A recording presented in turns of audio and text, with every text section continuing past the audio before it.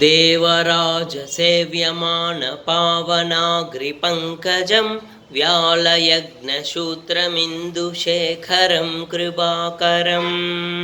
नारदादियोगिवृन्दवन्दितं दिगम्बरं काशिकापुराधिनाथकालभैरवं भजे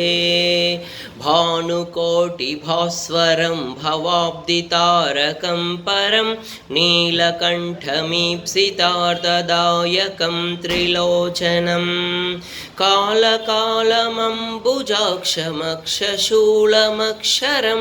काशिकापुराधिनाथकालभैरवं भजे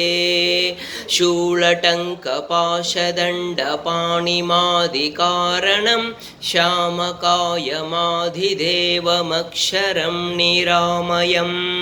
भीमविक्रमं प्रभुं विचित्रताण्डवप्रियं काशिकापुराधिनाथकालभैरवं भजे भुक्तिमुक्तिदायकं प्रशस्तचारुविग्रहं भक्तवत्सलं स्थितं समस्तलोकविग्रहं विनिक्मनन्मनोज्ञहेमकिङ्किणीलसत्कटिं काशिकापुराधिनाथकालभैरवं भजे धर्मसेतुपालकं त्वधर्ममार्गनाशकं कर्मपाशमोचकं सुशर्मदायकं विभुं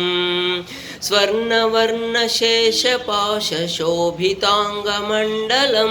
काशिकापुराधिनाथकालभैरवं भजे।